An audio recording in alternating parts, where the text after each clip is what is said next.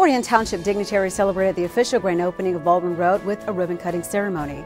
Lake Orion benefited from a little spring cleaning as volunteers took part in the 5th Orion Green Up. The parking lot at Culver's was filled to capacity as car enthusiasts took part in Lake Orion's first car cruise of the season. And Governor Gov Whitmer visited Lake Orion to help the Road Commission patch up some potholes. The Orion Township Public Library held the first activity outside since shutting down due to COVID. We'll have the details coming up. Hello everyone, I'm Stacy Calloway. I'll have those stories and more on this edition of ONTV News.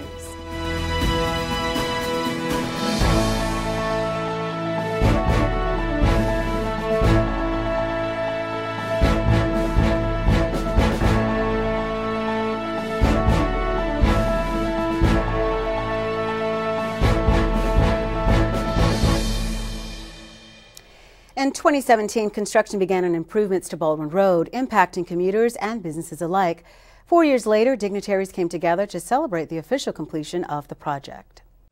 On Tuesday, May 4th, dignitaries representing Orion Township and Oakland County gathered on Baldwin Road just south of Mabee Road to celebrate the official completion of the Baldwin Road widening project. The $55 million project widened Baldwin Road from Morgan to Walden and includes 5 new roundabouts. Chair of the Road Commission for Oakland County, Andrea Lalonde, welcomed those in attendance and introduced RCOC Managing Director Dennis Kolar. Our number one goal was to improve motorist and pedestrian safety. That's the goal of the Road Commission on every project, is safety. Also along with that is to improve traffic flow and property access along the corridor. Also improving pedestrian movement and access. Our partners in Orion Township made that a critical part of this project. And what you'll see that we came up with was a 4-lane, 5-lane mix with 5 roundabouts. And there were some questions about how many roundabouts. Maybe some people get dizzy going around and around in these roundabouts. But I think as you can see today, they function great. Orion Township Supervisor Chris Barnett gave credit to the Township Board, the Corridor Improvement Authority, residents, and the businesses that were impacted by this project.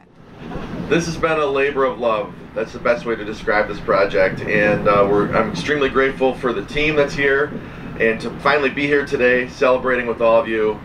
We really wanted to create something that would last a long time, and this is not about me, this is about everyone here. So I just want to say we made it. Thank you. I think there are a couple business owners here we invited. We appreciate your investment and your commitment to our community. We made it. Hopefully you have your best years ever. Oakland County Executive Dave Coulter took time out of his busy schedule to help celebrate this milestone. There's an old proverb that I like to sometimes repeat that says that, if you want to go fast, go alone, but if you want to go far, go together. And this really is an example of all levels of government, but also our private industry, our communities coming together. And it took a long time because great things do take a long time. But as Chris said, this will be a legacy for decades to come for this community. It's something that you can all be proud of. Following the speeches, caution tape was stretched out across the sidewalk as the widening project officially came to an end with the ribbon-cutting ceremony. 2, 3.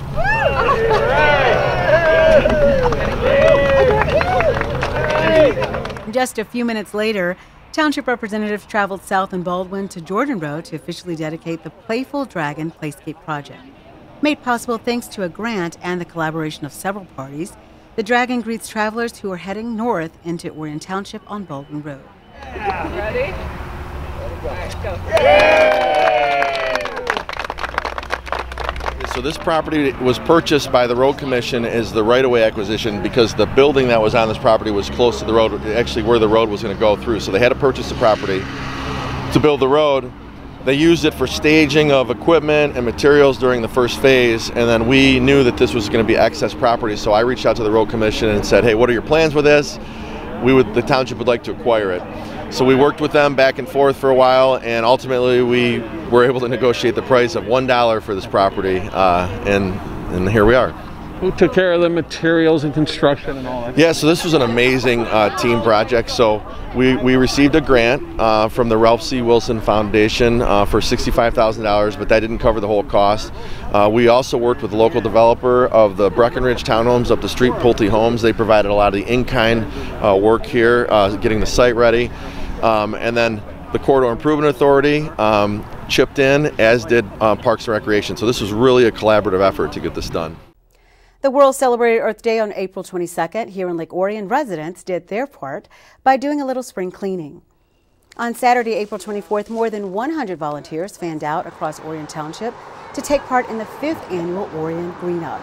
Beginning at 9 a.m., volunteers checked in at Camp Agawam, where they were assigned areas within the township that needed a little sprucing up.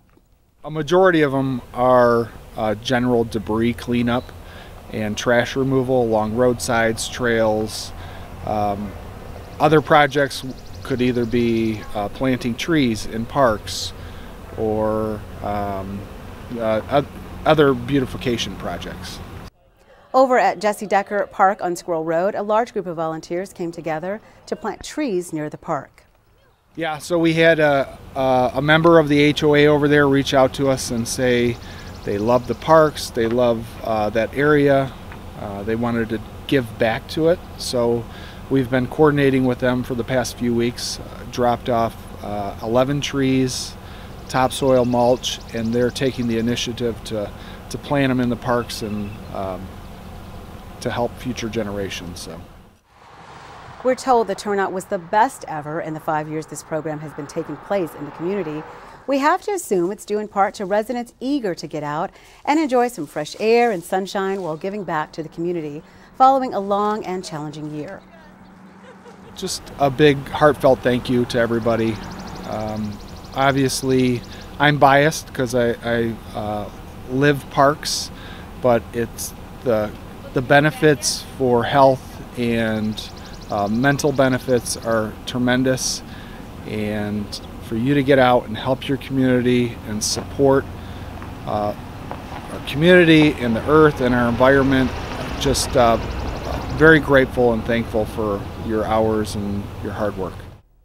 Taking yet another step toward normalcy, Orion Township hosted 2 events and invited the public to do a little shopping with Mother's Day quickly approaching. On Friday, April 23rd, Orion Township hosted an indoor community garage sale at the Orion Center. It was the first indoor garage sale since the start of the pandemic in March of last year. 20 vendors took part in the event, which is about half of the normal participation, since precautions were put in place to protect vendors we received and a grant. Yes, it seemed to be everybody was happy with it. We put some extra things in place to make sure that everybody was safe. We have 6 feet in between each vendor table. And we also gave every vendor an additional table to have in front of them so that they have 6 feet in front of them as well. The event generates revenue for Orion Township Parks and Rec through vendor fees, but admission and parking were free for visitors. We do bring in a little bit of revenue with the vendor table sales, and we sell some of our unneeded office equipment at these sales. So we do bring in a little bit of revenue, and that's offset with some other costs for some of our programming that we offer free to the community, like the concerts and summer sizzle and things like that. 1 week later, the Orion Center was the site of another event. On Saturday, May 1st, Orion Township hosted its first ever Mother's Day Marketplace. 20 vendors occupied space on 2 levels, allowing them to be spread out. Visitors were able to shop for art, pottery, clothing, and more, hoping to find that unique gift idea for mom. This is something new this year. We have a very successful art and craft show in the fall, so we decided to expand on it and try it in the spring and gear it up with Mother's Day. Oh, they can find just about everything. There's jewelry, there's home decor, there's plenty of ideas for gifts. There's just a little bit of everything. Next up on the calendar is Orion Township's large outdoor garage sale in June. We have another garage sale coming up June 5th with the Toy and Comic Expo indoors and the garage sale outdoors.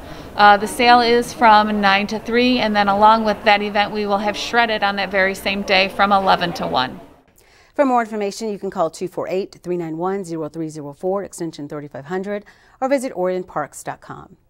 One sure sign that spring has arrived is the return of car cruise season. Hundreds of car buffs recently came together at one local restaurant to celebrate car culture. Here's Joe Johnson with the story. On Tuesday, April 27th, approximately 600 cars arrived at Culver's in Orion Township to celebrate the first car cruise of the season. There was an excitement in the air following the CDC's announcement that those who have been fully vaccinated can take part in outdoor events without wearing a mask. Owner Joe Zimmer invites car buffs to come to Culver's every Tuesday through October. Every week, every Tuesday, it starts at 4 o'clock and goes till 8 o'clock. And I might say also that we have an intermission, which means we do a tribute to America. I've got one of my employees sings the national anthem, and Pastor John Marine from the Auburn Hills North Baptist says a little prayer for everybody. So it's pretty awesome event every Tuesday. A wide variety of makes and models attracted visitors from all over Oakland County. One car that jumped out at me was this '88 Lotus Esprit owned by Bob Carson of Oxford. Now that's something you don't see every day. A buddy of mine had it when I was working 20-some years ago, maybe closer to 30, and I knew he was sitting on a couple of different cars, and I nagged him for a gazillion of those years, and then he finally had a few electrical gremlins that he kind of gave up on and ended up selling it to me. So does this need any restoration? Not restoration, it's a 50,000-mile car and hardly used, but it did need some electrical work to make sure she ran. Wow. Now, I'm a James Bond guy. Is that the appeal of this car? Is this why you wanted it? Okay, I'm no James Bond, but I don't know if I would say that. You know, you just get a chance to pick up some oddball stuff over the years. I always liked the sprees, and the '88 was the first year of the rounded. I liked the wedge one in '87 and earlier. I think that was the submarine car. Yeah. But no personal preference, just a cool, exotic car. I think it's one of 600, and just being the 2.2 turbo, high compression turbo, and just collected along with some other oddball stuff that you could get inexpensive because they need repair, and it turned out to be, pretty minor. It's a good friend of mine, so I really appreciate him being, good to me, letting it go to a good home. So that's awesome. How does it handle? How does it drive? Is it fun to drive? It's a lot of fun. I think Lotus, one of their mottos was designed in lightness. So it's just an I-beam, frame. There's not frame rails. It's just a center section, I-beam, and then it's a racing rear end and a, pretty standard front clip there. So she runs like she's on rails, and just being a little 2.2 turbo and being so light, I think it was a 150-mile-an-hour car back in '88. So all good. I've never really wound it up or had a chance to race it, but that's getting tempting to go around Waterford or M1 Concourse or something. Right. Talk about being out here, turning heads with your car. Talk about the atmosphere. I love coming up to Culver's on Tuesday nights. Joe's been doing this a lot of years, and when I had heard this was going to be the first night and I heard it was going to be 80, I figured people were going to come out of the woodwork, because it's been a long COVID period. But even last year when Joe had this open, it's always been, responsible and common sense, and knock on wood, he's been doing it. I look forward to it, and with the weather cooperating, it's a huge turnout as usual. Although the past year has been brutal for many local businesses and restaurants, Joe Zimmer told us Culver's managed to survive the pandemic thanks to his loyal customers, and he's looking forward to things returning to normal soon. We got through it very well. We have our drive-thru open, and actually we remodeled our whole interior. Everything is new inside, and we added an outdoor patio, which during the cold months was heated. Everybody's complaining about the health situation. We've been very fortunate. I haven't had to lay anybody off, and we've all worked through it, and I'm just grateful for all my employees. We're doing a lot better than most restaurants, so I'm blessed, I guess. Again, Culver's Car Cruise will take place every Tuesday from 4 to 8 p.m. through October, weather permitting. If you have any questions, give Culver's a call at 248-276-2222. In Orion Township, this is Joe Johnson reporting for ONTV News. Thanks, Joe. Sci-fi and pop culture buffs celebrated Star Wars Day on May 4th, as in May the 4th be with you. The Orion Township Public Library got in on the fun the previous weekend with a fun event geared toward families. ONTV's Amanda Porten was there and has the story. On Saturday, May 1st, the Orion Township Public Library held their 6th annual Fandom Fest. This event originated back in 2015 as Star Wars Day and has evolved to include a wide variety of fantasy and pop culture. The library wasn't able to host the program in 2020 due to COVID, but has brought it back in 2021 with safety precautions put in place. This is our form of Fandom Fest in 2021 with COVID-19. So over here we have our youth librarian Katie doing a bounce and boogie. She is doing a bunch of video game songs and some Pokemon dances. And over here we have the Stranger Things escape room. This is our 11 o'clock batch, and they're trying to figure out the clues to unlock some locks in the box. We also have some take-a-makes inside for adults, teen, and youth. There's Ghostbuster slime, Pokemon pom-poms, and Among Us little stuffed animal plushies. And there's also free comic books. Following the successful event, Sabrina described what visitors can look forward to attending this summer at the library. So I would say our next big event would be June 12th. It's a Saturday. That is our summer reading kickoff. Normally, again, it's a very big event. This year, it's going to be a little smaller, but it is outside. In the morning, we have a lot of youth events going on. At 12:30, we have another escape room. That is going to be for teens. And in the afternoon, there is a presenter for adults. The theme this year is Tales and Tales. So it's kind of animal themed. And so everything that day will be have a theme of animals, fairy tales, folk tales. So that would be our big summer reading kickoff. Everything will also be on paper this year. So when you come in, you will get everybody who comes in that day gets a bag with some goodies in it, some surprises, plus their paper reading log for the summer. Although it's obvious that COVID-19 has greatly impacted the turnout of this event, it's been great to see the public returning to the library. It has reminded me of all the memories that I had when I was coming to this fandom event as a young kid. From the library, for ONTV News, I'm Amanda Porden. Thanks, Amanda. And finally, prior to getting elected as Michigan's governor in 2018, Gretchen Whitmer campaigned on the promise that she would fix the damn roads. On Friday, April 16th, the governor visited Lake Orion and joined an Oakland County Road Commission crew to patch potholes. The occasion was captured on video and showcases Whitmer's sense of humor. We'll give you an opportunity to fix the damn roads. I'll fix a small little part of the bigger issue that we all got to confront. You're seeing concrete patches, you're seeing patches, hot patches, you see a lot of scabbing. That water's going to find its way and start tearing up the material. We can patch and patch and patch, or we can rebuild. I look at it this way, pothole patching is like a wall in your house. How many times are you going to plaster the hole before you replace the wall? You want to fill that in right here. Put some more in there. All right. Put some more in there. And then you want to feather them, just like that. See the feather in it? See how nice that is in there? Yep. When you guys patch, how many hours do you do this consistently? Full day. If there's something that is really dangerous, they'll tell us, go to that location first. Law enforcement tells us we're in big hot tunnels. We'll go out and do those, and then we have our regular runs that we do. Get right in this crack. Here we go. Oh!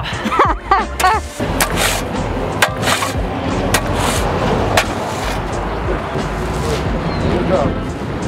I learned the drag technique when I watched him a minute ago. I saw that. You picked it.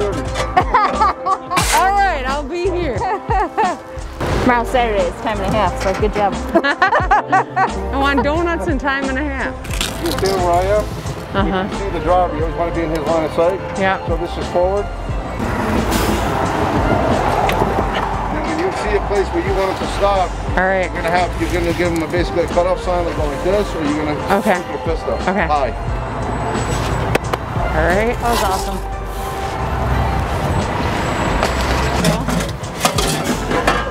Take care of that one. Fill that sucker. We haven't found any tools today, but... What's the strangest thing you found? Oh, that's a good question. No comment. We found a cooler last week. You know that there was a little cooler that ran outside of the guy's truck. What was in it? Anything good? No, it was empty. I want to find a cooler with some Oberon in it. And with that, we'll wrap up this edition of ONTV News. On behalf of the hardworking ONTV News team, I'm Stacy Calloway. Thanks for watching.